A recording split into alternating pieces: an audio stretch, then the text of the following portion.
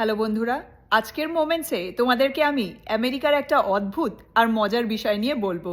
আমেরিকায় একই সাথে 6টা ভিন্ন সময় ফলো করা হয়, মানে একই টাইমে এদেশে 6টা ভিন্ন ঘড়ি চলে এবং বছরের একটি সময় এদেশের বেশিরভাগ স্টেট দিনে 24 ঘন্টার জায়গায় 25 ঘন্টা এক্সপিরিয়েন্স করে।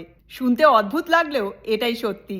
যেমন New York, New Jersey, Washington DC সহ আরও বেশ কিছু স্টেটে যখন সকাল 6টা বাজে, তখন টেক্সাস, তারপর আমাদের এখানে মানে মুজোরিতে সকাল 5টা বাজে, আমরা 1 ঘন্টা পিছিয়ে। আবার কলোরাডো, অ্যারিজোনা আমাদের থেকে 1 ঘন্টা পিছিয়ে। আর ক্যালিফোর্নিয়া তো আরও পিছিয়ে, মানে নিউ ইয়র্কে যখন সকাল 6টা বাজে তখন ক্যালিফোর্নিয়াতে ভোর 3টে বাজে। আমেরিকায় মেনলি 6টা টাইম জোন আছে। প্রথম হলো ইস্টার্ন টাইম জোন। যেসব states eastern time zone follow করে সেখানে সবার আগে সকাল হয়, যেমন New York, New Jersey, Pennsylvania, Washington DC সহ আরও বেশ কিছু স্টেট। সেকেন্ড হলো সেন্ট্রাল টাইম জোন, যেমন টেক্সাস, তারপরে আমাদের স্টেট মানে মুজোরি। থার্ড হলো mountain time zone. Colorado, New Mexico, Utah সহ অ্যারিজোনার বেশিরভাগ জায়গা মাউন্টেন টাইম জোন ফলো করে। ফোর্থ হলো Pacific time zone. California, Nevada সহ আরও বেশ কিছু স্টেটস এই প্যাসিফিক টাইম জোন ফলো করে। ফিফথ হলো অ্যালাস্কা টাইম জোন।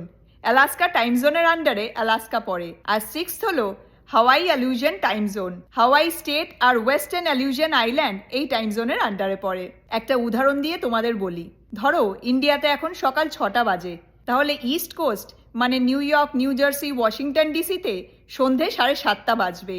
আর সেন্ট্রাল টাইম জোন মানে টেক্সাস, তারপর আমাদের এখানে মানে মুজোরিতে সন্ধে 6:30 বাজবে। আর মাউন্টেন এরিয়া মানে কলোরাডো, অ্যারিজোনাতে বিকেল 5:30 বাজবে। আর প্যাসিফিক মানে ক্যালিফোর্নিয়াতে দুপুর 3:30 বাজবে। আর হাওয়াইতে বাজে দুপুর 2:30, যখন ইন্ডিয়াতে সকাল 6টা বাজে।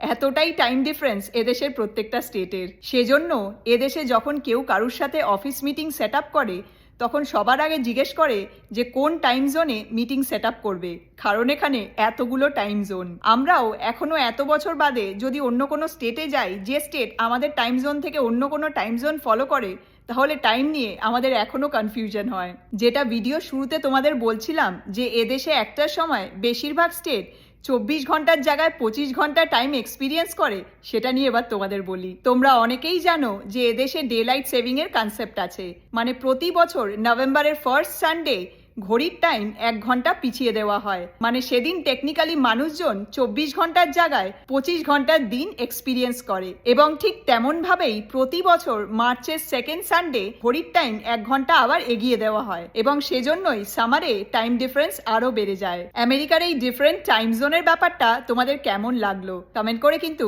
অবশ্যই জানিও। তো যাই হোক, তোমরা সবাই খুব ভালো থেকো, সুস্থ থেকো, সাবধানে থেকো। তোমাদের সাথে পরের মোমেন্টসে আবার কথা হবে। Take care, bye by.